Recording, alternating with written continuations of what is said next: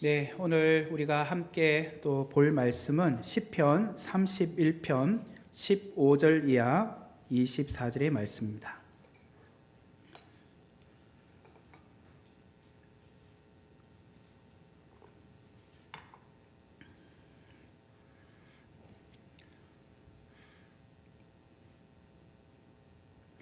네, 시편 31편 15절부터 24절의 말씀 제가 봉독해 드리겠습니다.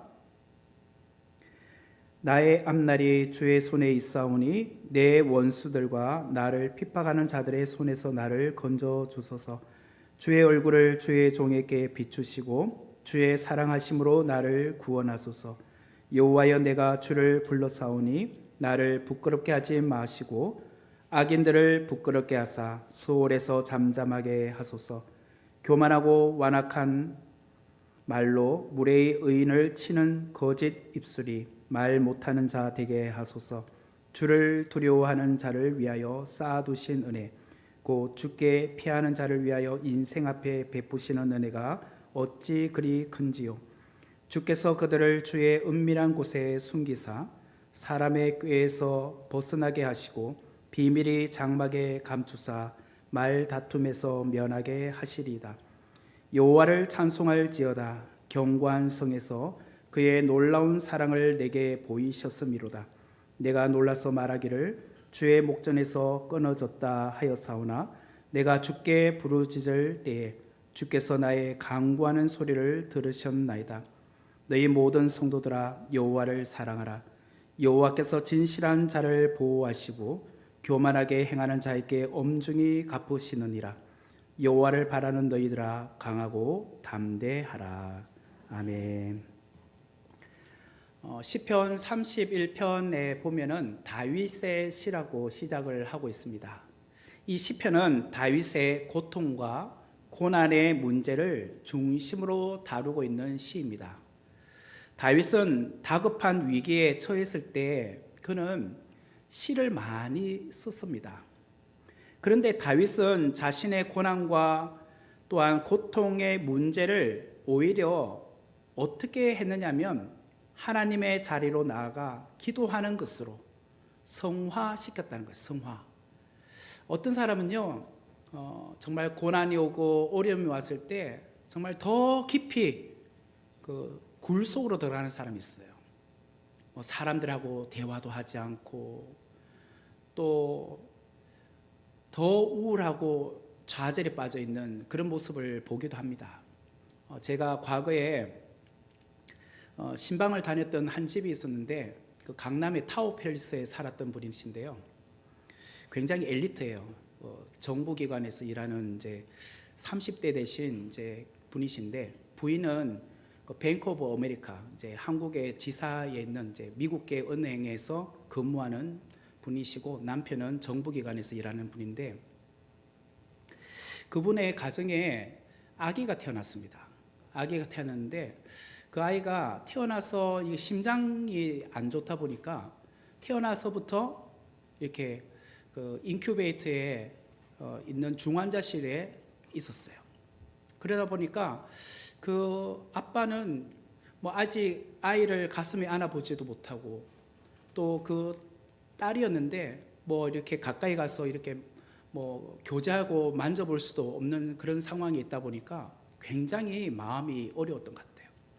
그래서 신방 갈 때마다 예배는 같이 드리는데요. 꼭 제가 이렇게 없을 때는 밖에 나가서 검은 비닐에다가 술을 사가오는 거예요. 술을 사와서 술을 혼자서 마신다는 거예요. 결국 그 아이가 한 석 달인가 있다가 이제 뭐 죽었어요. 그런데 죽고 나서 이제 화장을 했거든요. 화장을 하면은 이제 그 화장한 그 항아리를 이제 납골당이나 이렇게 가져가야 되는데 그걸 가져가지 못하더라고요. 계속 가슴에 품고 몇 날 며칠을 펑펑 울면서 그런 분을 봤어요. 제가 무슨 이야기 하려고 하느냐면 사람의 경우는 두 가지가 있습니다. 어려움이 왔을 때 어떤 사람은 이처럼 술을 마시면서 그 고난 가운데 막 자기 하소연하고 내 때문인가 내 때문에 이 아이가 이렇게 아픈 건가? 또 뭐 좌절하고 힘들어하고 술로 시간을 보내는 사람이 있는가 하면, 또 어떤 분은 다윗처럼 오히려 그 어려움의 시간을 하나님의 은총의 자리, 하나님을 만나는 자리로 가는 사람이 있더라는 거예요. 다윗은 고통당하고 있는 상황만큼이나 더더욱 하나님을 의지해야겠다라는 마음으로 하나님을 찾는 자리로 나아가고 있었다라는 것입니다. 그 신앙의 중심에는 무엇이 있었는가? 기도가 있었다는 거예요. 기도가. 시편의 거의 대부분이, 많은 장이 다윗이 쓴 시잖아요. 그런데 다윗이 편안할 때 이런 시편을 쓴 것이 아니라 거의 대다수는 고통과 고난의 현장 가운데 쓰여진 것이 다윗의 시편이었습니다. 특별히 다윗은 일이 안 풀릴 때 기도가 훨씬 더 많았던 사람이었습니다. 일이 꼬이고 일이 잘 풀리지 않고 자신을 공격하는 사람이 많고 함정에 빠지면 빠질수록 또 오해와 누명을 쓰면 쓸수록 다윗은 그때마다 하나님께 부르짖고 기도했다라는 것이에요. 다윗은 기도를 통하여서 현실의 고통과 고난을 뛰어넘는 그런 하나님과 깊은 영적인 만남의 기회로 만들고 있었다라는 것입니다. 그렇다면 다윗은 기도를 통하여서 무엇을 열었을까? 기도를 통하여서 다윗이 연 것이 있어요. 열은 것. 두 가지를 제가 오늘 말씀을 드리고자 합니다. 그 첫 번째는 다윗은 기도를 통하여 다윗 왕국을 열었다라는 것입니다. 다윗 왕국. 기도의 사람은 현실 넘어 미래를 보는 사람입니다. 오늘 본문 15절과 16절의 말씀을 보면, 나의 앞날이 주의 손에 있사오니 내 원수들과 나를 핍박하는 자들의 손에서 나를 건져 주소서. 주의 얼굴을 주의 종에게 비추시고 주의 사랑하심으로 나를 구원하소서. 여기 이제 15절의 말씀 초두에 보면 나의 앞날이 주의 손에 있다라는 말씀을 하고 있습니다. 나의 앞날이 주의 손에 있다라는 말은 내 일생이 주님의 손에 달려 있다라는 뜻입니다. 나의 시간이, 나의 어떤 시기가 주님의 손에 달려 있다라는 뜻이에요. 다윗은 자기의 시간이, 자기의 때가 주님의 손에 달려 있다고 고백을 했던 사람입니다. 그런데 다윗이 처한 지금 현실은 어떤 시대냐? 사울 왕이 통치하고 있었던 시대였어요. 지금은 사울의 시대입니다. 원수들과 핍박자들이 자기를 죽이려고 하는 시대였습니다. 아직은 폭풍 속에 있는 시대요, 어둠의 시대였습니다. 광야에 쫓겨다니는 시대였고 아무도 다윗을 알아주지 않는 시대였습니다. 하지만 다윗은 그때 하나님 앞에 기도를 했습니다. 나의 앞날이 주의 손에 있습니다. 주의 얼굴을 나에게 비추어 주시사 주의 사랑하심으로 나를 구원하여 주옵소서. 내가 아무리 지금 어렵고 힘든 시간을 보내고 있지만 나의 일생이 주님의 손에 달려있음을 제가 믿습니다.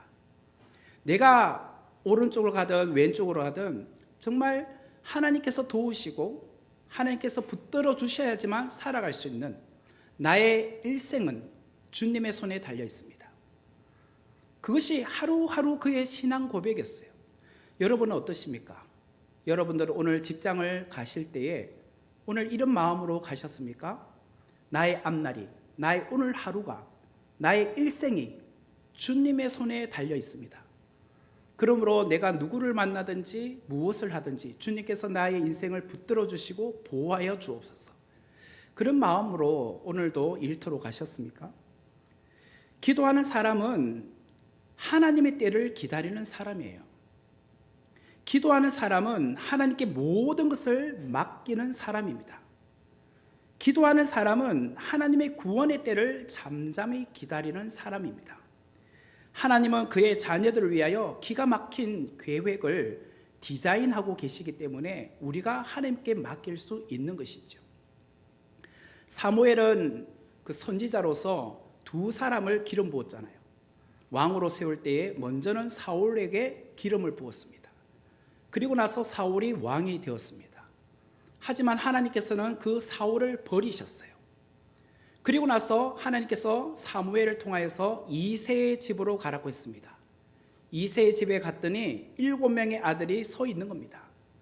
첫째 아들부터 이렇게 보니까 너무 듬직하고 잘생겼고 왕의 감입니다. 그래서 기름을 부으려고 했더니 하나님께서 그 아이가 아니다. 그래서 둘째, 셋째 이렇게 쭉 가다 보니까 7명까지 갔어요. 이게 다냐? 라고 사무엘이 이새에게 물었더니 아닙니다. 밖에 지금 양을 치고 있는 막내가 있습니다. 그 아이를 불러라. 그 아이가 8번째 아들 다윗이었습니다. 하나님은 그 아들을 보시고 이 아이가 왕의 감이다 라고 하셔서 기름을 붓도록 하셨죠. 자, 그러면 사무엘 선지자가 다윗에게 기름을 부으면 그날부터 왕입니까? 아니었습니다. 그날 이후부터 그는요, 정말 인생의 어려움의 시간이 시작되기 시작했습니다. 그 이후에 골리앗을 무너뜨리는 그런 영웅과 같은 일을 했지만은 오히려 그것이 많은 사람들에게 시샘이 되기도 하고, 특별히 사울 왕으로부터 추격을 당하는 그런 어려움의 시간이 되었죠. 그러므로 그는 사무엘이 나에게 기름을 부었으니까 오늘부터 나는 나의 시대가 왔다 라고 한 것이 아니라, 끊임없이 그의 시대가 아니라 사울 왕의 시대였습니다. 그리고 사울 왕은 끊임없이 다윗을 죽이려고 했습니다. 모함과 꾀와 어떤 방식으로든 다윗을 죽이려고 했어요. 사실 이렇게 되면은 우리의 입장에서 다윗의 입장이었다면, 우리가 다윗의 입장이었다면 어떻게 했을까요? 사울이 나를 그렇게 끊임없이 죽이려고 하니 내가 참을 수 있겠습니까? 인내하지 못하고 기회만 주어져 봐라. 내가 사울을 죽이겠다. 그러지 않겠어요? 그런데 그에게 2번이나 그런 기회가 왔습니다.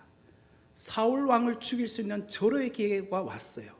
하지만 그는 하나님께서 기름 부으신 왕이기 때문에 죽이지 않았어요.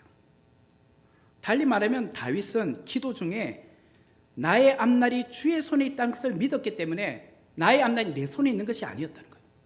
나의 미래를 여신다. 하나님의 손에 나의 일생을 맡겼다는 거예요. 그래서 내 일생이 주님의 손에 달려있기 때문에 어떠한 위협이 오고 핍박이 오더라도, 공경에 빠지더라도 나는 그것을 인내해야 되고, 또 반대로 어떠한 기회가 왔다 할지라도 이것이 하나님의 뜻이 아니면 내가 함부로 해서는 안 된다. 이것이 다윗의 생각이었습니다.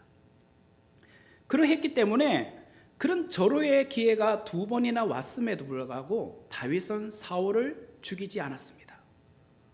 그러다가 다윗이 정면으로 등장하는 때가 왔습니다. 다윗이 이스라엘의 왕이 되는 그날이 왔다는 거예요. 기도하면 시대의 흐름을 깨닫게 됩니다. 기도하면 미래를 하나님께서 열어주십니다. 기도하는 사람에게 하나님의 때가 찾아온다는 거예요. 여러분의 인생은 어떻습니까? 여러분의 인생에도 수많은 어려움, 고난이 오죠. 그때마다 하나님의 때에 이루어지기를 원합니다. 그렇게 기도하지 않으십니까? 우리는 끊임없이 내 때에, 내가 계획했던 그 시간에 하나님께서 응답해 주기를 원하잖아요. 내 때가 아니면 실망하고 내 때가 아니면 좌절할 때가 얼마나 많습니까? 그러나 하나님은 하나님의 때에 우리를 사용하세요. 하나님의 때까지 우리가 기다리는 인내가 필요하다는 거예요. 그러므로 여러분들 오늘 기도하러 나오셨는데, 기도하시면서 늘 끊임없이 우리가 묵상해야 될 것은 나의 앞날이 주님의 손에 있습니다. 주님께서 하실 겁니다. 기다리시라는 거예요. 17절 18절의 말씀을 보면, 여호와여 내가 주를 불렀사오니 나를 부끄럽게 하지 마시고 악인들을 부끄럽게 하사 소홀해서 잠잠하게 하소서. 교만하고 완악한 말로 무례히 의인을 치는 거짓 입술이 말 못하는 자에게 하소서. 다윗은 하나님 앞에 나의 기도가 부끄럽지 않게 하시고 오히려 악인들을 부끄럽게 해달라고 기도하고 있습니다. 이 말은 자신이 한 기도에 하나님께서 응답하지 아니함으로 말미암아 자신의 기도가 부끄럽지 않게 해달라는 거예요. 우리도 하나님 앞에 기도할 때에 하나님 앞에 간절히 기도했는데 내 기도가 응답되지 않으면 마치 우리는 스스로가 부끄럽잖아요. 다른 사람들은 너는 기도해도 별거 없구나 라고 생각하잖아요. 그런데 그게 아니더라고요. 기도하면 하나님의 때에 다 이루어집니다. 지금 당장은 기도가 안 되었기 때문에 다른 사람들은 속은 송거려요. 저 사람은 왜 기도해도 응답하지 않지? 저렇게 열심히 새벽기도 나오고 가족 대대로 예수님 믿는 집안이라고 하는데 왜 저 사람의 기도는 응답되지 않나? 라면서 속으로 그래요. 그렇죠. 아마 자기 욕심에 구한 거야. 아마 저 사람의 기도 안에는 어떤 자기 의가 있는 것 같아. 하나님께서 왜 저 기도를 안 들어주실까? 속닥 그런 말을 할 거예요. 다윗에게는 아마 그런 어려움이 있었던 것 같아요. 왜 하나님께서 내 기도를 응답하지 않을까? 주위에는 비방이 오죠, 모함이 오죠, 완악한 말로 그를 막 치려고 하죠. 그럴 때마다 다윗은 끝까지 인내했습니다. 하나님이시여, 나의 기도가 부끄럽지 않게 해달라고. 하나님, 내 기도가 언젠가는 이루어짐으로 말미암아 오히려 그들이 부끄럽게 되게 해달라고 그렇게 기도를 했다라는 거예요. 제가 이제 첫 번째로 다윗은 기도를 통해서 다윗 왕국을 시대를 열었다고 했죠. 두 번째로 다윗은 기도를 통하여서 하나님의 은혜 창고를 열었습니다. 하나님의 은혜의 창고. 시편 31편 말씀을 나누고 있습니다. 시편 31편 19절의 말씀을 보면 주를 두려워하는 자를 위하여 쌓아두신 은혜, 곧 주께 피하는 자를 위하여 인생 앞에 베푸시는 은혜가 어찌 그리 큰지요. 여기 19절에 보니까 주를 두려워하는 자라고 나오죠. 이거는 주를 경외하는 자를 의미합니다. 누가 주를 경외하고 누가 주를 두려워한다는 거죠? 다윗입니다. 다윗 자신. 나는 주님을 두려워합니다. 나는 주님을 경외합니다. 다윗은 억울하게 지금 고난을 당하고 있는 현실입니다. 그렇지만 그는 늘 주님을 경외하겠다고 말하고 있어요. 20절의 말씀을 보면 주께서 그들을 주의 은밀한 곳에 숨기사 사람의 꾀에서 벗어나게 하시고 비밀이 장막에 감추사 말다툼에서 면하게 하시리다. 여기 보면 사람의 꾀 그리고 말다툼이라는 두 단어가 있죠. 이거를 달리 말하면 사람들의 모함과 고소와 구설수를 말합니다. 사람들은 끊임없이 모함합니다. 사람들은 끊임없이 다윗을 고소해요. 그들은 끊임없이 구설수로 다윗을 이렇게 도마에 올려놓고 이런 말 저런 말 하면서 비방하기 시작을 하고 있었어요. 그런 말을 들었을 때 다윗의 심령이 얼마나 답답했겠습니까? 얼마나 힘들었겠습니까? 여러분들도 혹 그런 경우에 처해 있다면 얼마나 답답할까요? 내 마음도 몰라주는, 나는 전혀 그런 일을 한 적이 없는데, 그런데 사람들은 오해하고 또 뭔가 잘못된 정보를 들어서 내가 마치 그런 일을 한 것처럼, 그런 생각을 하고 있는 것처럼 그렇게 말하고 있을 때 여러분들은 당장이라도 뛰어가서 나는 그런 사람 아니에요, 나는 그런 말을 한 적이 없어요, 그렇게 말해주고 싶지 않아요. 그러나 다윗은 그런 어려운 마음 상황 가운데 있어도 하나님의 은혜가 더 크다는 것을 믿었어요. 내가 하나님께 피하고 하나님을 의지하였더니 하나님이 나의 억울한 사정을 다 알고 계셨고 하나님은 나를 이해하고 계셨구나. 세상 사람들은 나에게 대해서 잘못된 이야기를 하고 있어도 하나님은 보고 계시잖아. 하나님은 내 마음을 너무나도 잘 아시잖아. 내 중심을 알고 계시잖아. 그 하나님 앞에 그렇게 간절히 기도하고 있었다는 거예요. 그런데 이 모든 것을 기도를 통해서 그는 알게 되었다는 거예요. 기도하기 전까지는 말하고 싶었어요. 기도하기 전까지는 내 억울함을 그들에게 가서 말해주고 싶었어요. 아니라고. 그런데 기도하면서 드는 생각은, 그래, 하나님은 아시지. 하나님은 내 억울함을 알고 계시지. 하나님의 그 음성이 들리는 거예요. 하나님이 나를 위로하는 것이 들리는 거예요. 누구누구야, 그래, 나는 너를 안다. 네 마음을 안다. 네 상황을 안다.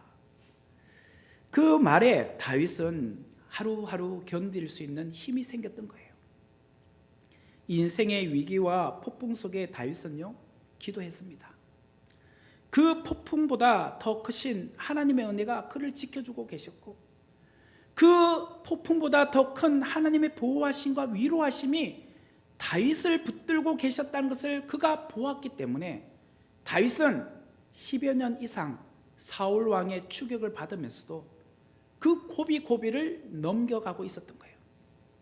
우리도 뭐 한 달, 아니 1년 그런 고난이 계속 이어지면 여러분들도 지치죠. 마음이 힘드시죠. 그런데 이게 하루 이틀이 아니고 1, 2년이 아니라 10여 년을 간다고 생각해 보세요. 그러면 10년 동안 끊임없이 내가 그 기도를 가지고 하나님 앞에 아뢰고 있는데 기도가 응답되지 않으면 하나님이 정말 내 기도를 듣고 계시는 건가? 답답하지 않겠습니까? 힘들지 않겠습니까? 지금 다윗은 그랬단 말이에요. 그렇지만 다윗은 이 어려운 시기 가운데서도 늘 끊임없이 하나님과 소통하기를 원했어요. 기도로 하나님의 음성을 듣기를 원했어요. 기도는 이처럼 하늘 창고에 보화를 쌓아 놓는 겁니다. 기도가 쌓이면 우리도 잘 되겠지만 우리의 자녀에게도 그것이 복으로 흘러갑니다. 여러분, 여러분의 기도가 헛되지 않습니다. 여러분께서 오늘 이 자리에 와서 기도하는 거, 새벽 예배나 금요 예배 매주 매 시간 나와서 기도하는 게 그게 그냥 하루 있다가 사라지는 것이라면 무의미하겠죠. 근데 그 기도가 하늘 창고에 쌓여지고 있어요. 그리고 언젠가는 여러분에게도 성취되지만 여러분의 자녀들에게도 성취가 된다는 거. 아마 어쩌면 여러분들도 그런 간증이 있고 경험을 하신 분이 있을 겁니다. 사실 제가 그런 것 같아요. 제가 여러분들에게 그런 이야기를 한 적도 있었지만 제가 5대째입니다. 지금 5대째 믿음의 가문인데 그리고 저희 아버지도 목사님이시고 저희 사촌들 중에도 목회를 하고 있는 분들이 몇 명 있습니다. 저희 부모님 연배에 있는 분들 중에도 목회나 선교를 하고 선교사님으로 계시는 분들이 있고, 그걸 보면은 그분들의 기도가 정말 쌓여져서 제가 복받고 있는 거죠. 여러분들은 그런 걸 못 느끼십니까?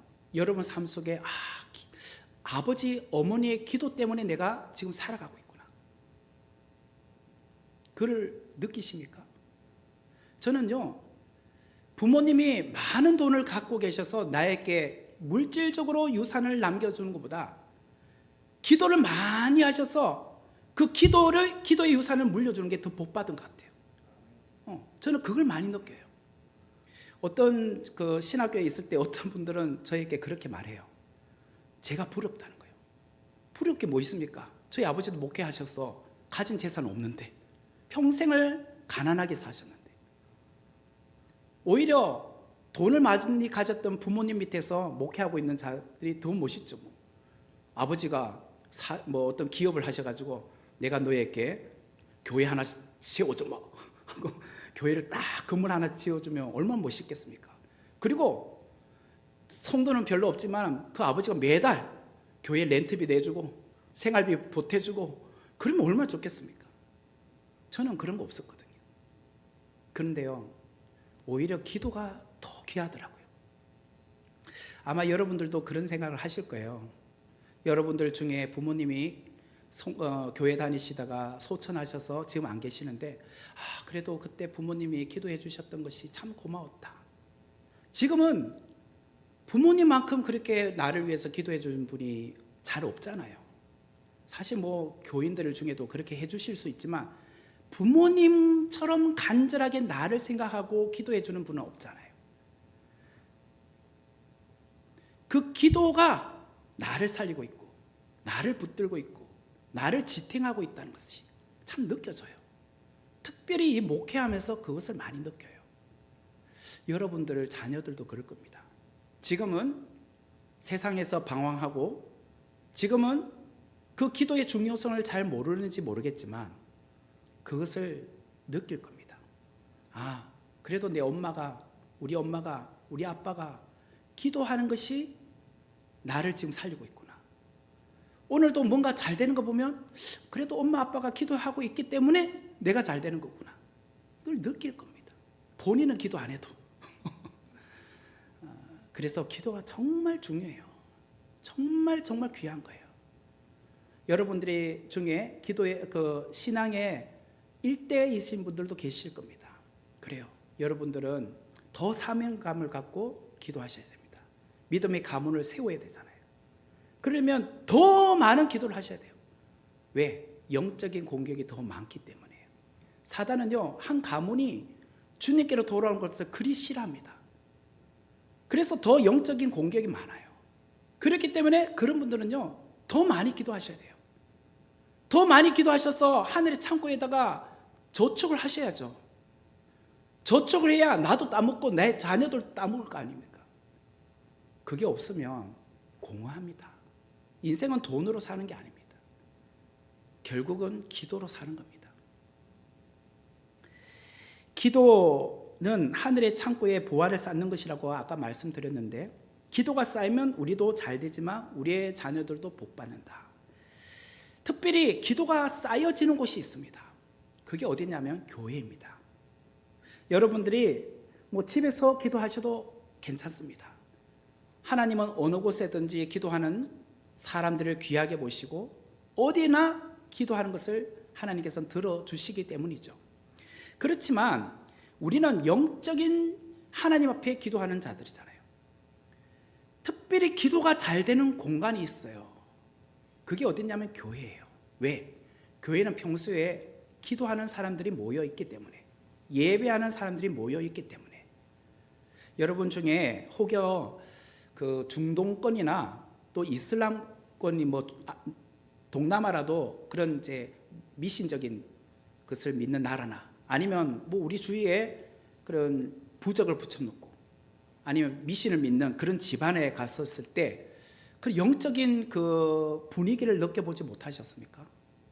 뭔가 답답하고 가슴이 팍 막히는 것 같고 뭔가 이게 영적인 것이 혈이 안 뚫어지는 것 같은, 저는 그게 많이 느껴지는데요. 그런 나라가 있고 그런 집안이 있습니다. 그렇기 때문에 그런 곳에 가면 기도한다는 것이 쉽지 않아요. 더 영적인 공격이 심하기 때문에 땀을 뻘뻘 흘리면서 간절하게 기도해도 여기서 기도하는 것만큼 이렇게 하는 것보다 더 심하게 더 간절히 기도해도 혈이 잘 안 뚫리는 경우가 있어요. 그러므로 여러분들이 기도를 가정에서도 하셔도 되지만 이왕이면 교회에 오셔서 하는 게 좋은 게, 교회는 기도에 혈이 뚫려 있는 곳이기 때문이에요.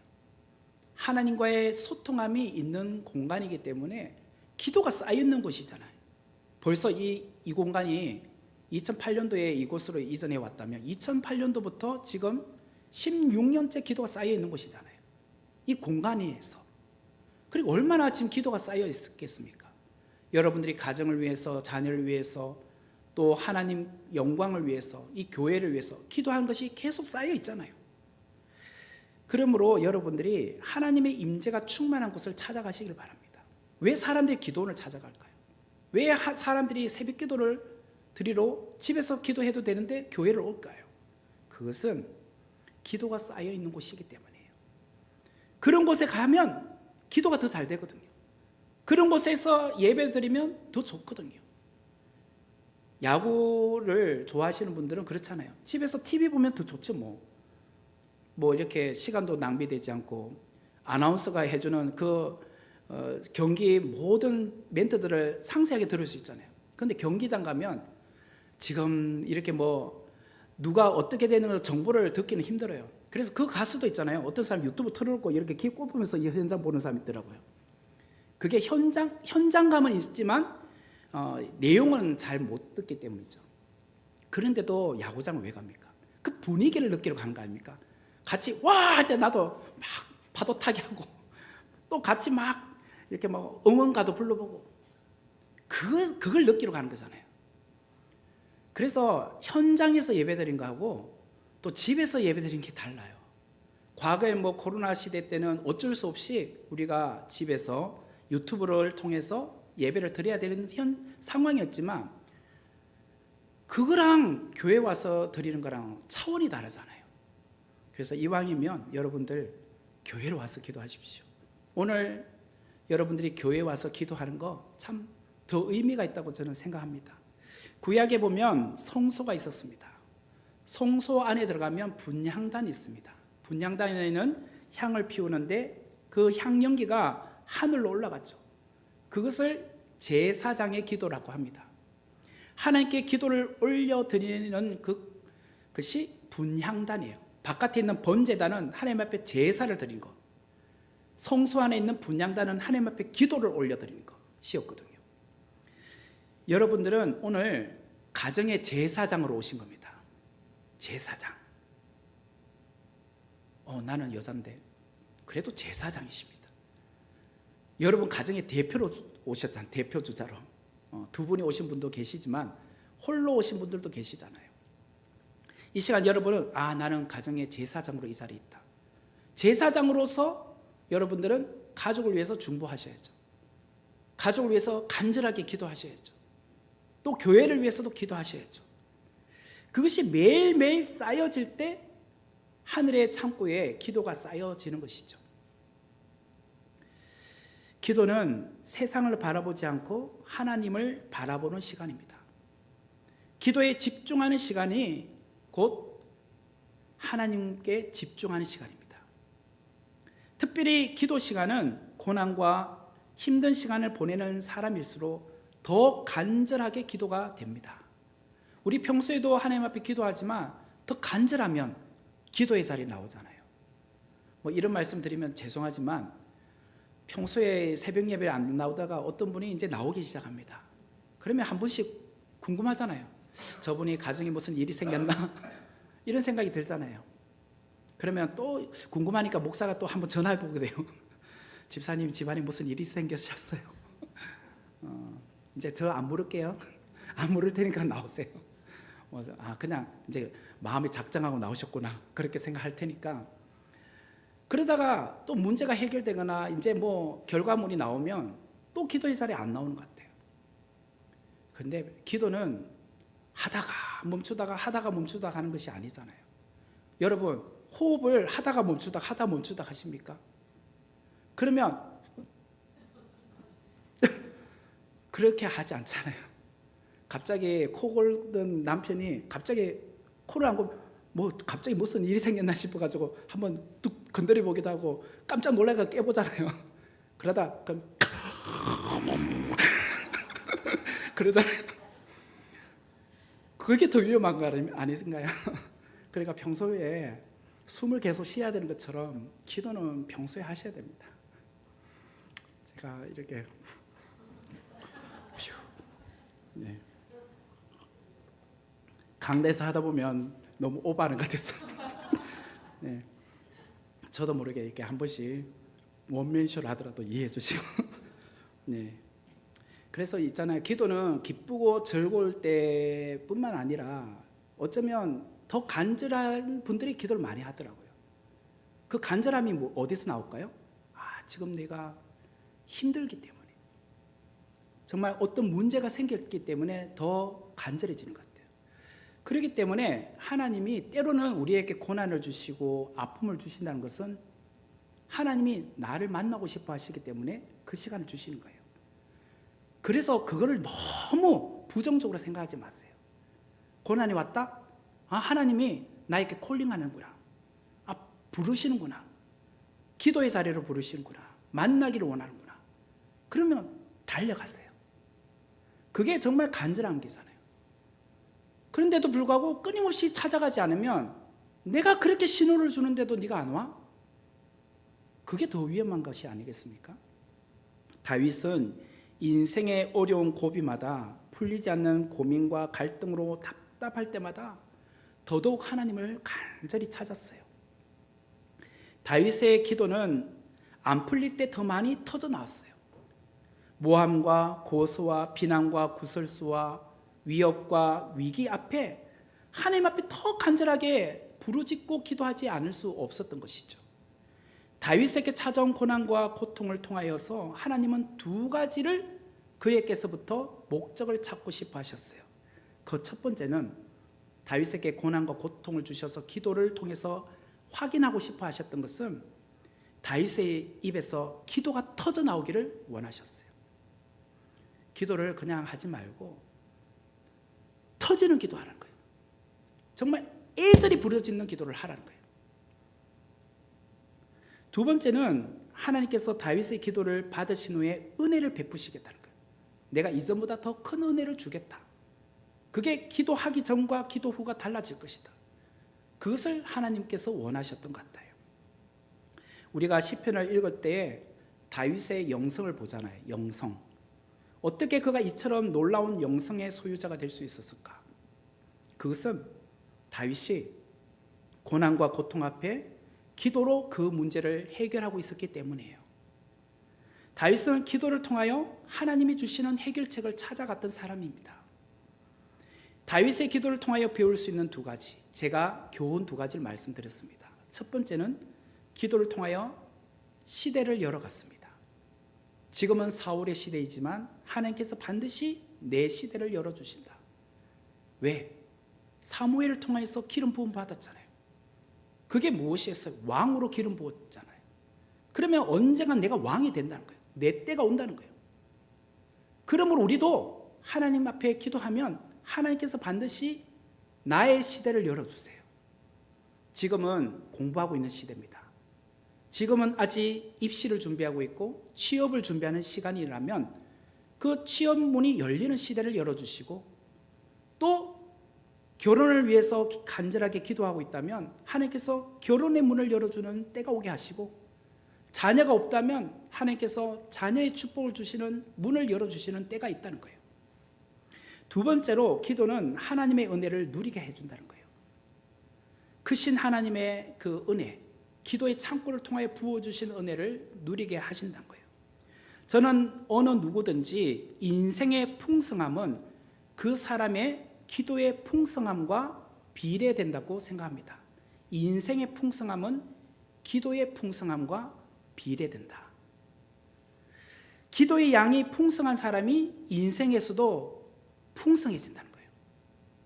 기도의 도로가 잘 닦여져 있는 사람이 하나님과의 친숙한 관계의 문도 열려지고, 또 기도를 많이 하는 사람이 그의 영성도 깊어지고 다른 사람을 배려하는 것도 깊어지고 보는 시야도 넓어진다는 거예요. 기도를 통하여 내 때와 내 시간이 아니라 하나님의 때와 하나님의 시간을 볼 수 있기 때문에 그 시야가 넓어지는 거죠. 그리고 하나님의 때를 알게 되기 때문에 지금은 좀 힘들어도 인내할 수 있는 힘도 생기는 거예요. 사울의 인생이 망한 것은 그의 인생의 기도가 공허했기 때문이에요. 반대로 왜 하나님께서 다윗의 인생을 이렇게 축복해 주셨는가? 그의 인생에 기도가 풍성했기 때문이에요. 그러므로 기도가 풍성하냐, 기도가 지금 공허하냐에 따라 그의 인생이 축복받는 인생이 되느냐, 뭐 그냥 평범한 인생을 사느냐의 차이가 된다는 거예요. 22절의 말씀을 보면 내가 놀라서 말하기를 주의 목전에서 끊어졌다 하였사오나 내가 주께 부르짖을 때에 주께서 나의 간구하는 소리를 들으셨나이다. 주의 목전에서 끊어졌다는 것은 내가 주의 눈밖에 났구나 라는 뜻이에요. 내가 주님의 눈밖에 났구나. 다윗은 혹여나 내가 주님의 눈밖에 난 건 아닐까? 라고 혹 생각했어요. 왜? 아직까지 그 문이 열려지지 않으니까. 그런데 그러지 않았다는 거예요. 내가 주께 부르짖을 때에 주께서 나의 간구하는 소리를 듣고 계셨다는 거예요. 내가 하나님께 끊어졌기 때문에 하나님께서 내 기도 들어주지 않으신 것이 아니라 주님은 계속 내 기도를 듣고 계셨다는 거예요. 아직 때가 되지 않았기 때문에 아직 응답이 없었다는 거예요. 시편 30편 11절 말씀에 보면 주께서 나의 슬픔이 변하여 내게 춤이 되게 하시며 나의 베옷을 벗기고 기쁨으로 띠띠우셨나이다. 지금은 슬픔이요, 지금은 베옷을 입고 있는 그런 슬픔의 시간이지만 하나님께서 슬픔이 변하여 춤이 되게 하시고 베옷을 벗기시고 기쁨의 띠를 띠게 하신다. 지금 고난이요, 아픔이요, 시련의 때지만 이것이 변하여 내게 복으로 임하는 때를 주님께서 허락하여 주신다는 거예요. 때가 되니 하나님 그렇게 역사하시더라는 거예요. 그게 기도의 응답이지 않겠습니까? 하나님은 다 듣고 계셨다는 거예요. 성도 여러분, 고통과 힘든 상황 가운데 계십니까? 하나님께로 피하십시오. 하나님 앞에 나와 기도하십시오. 하나님은 반드시 하나님의 때에 역사하실 겁니다. 하나님은 우리가 무엇을 원하고 바라는지도 다 알고 계십니다. 하나님에게는 나를 위하여 쌓아놓으신 복들이 있습니다. 그렇지만 내가 하나님께서 주실 복을 누리기 위해서는 기도하셔야 된다. 기도.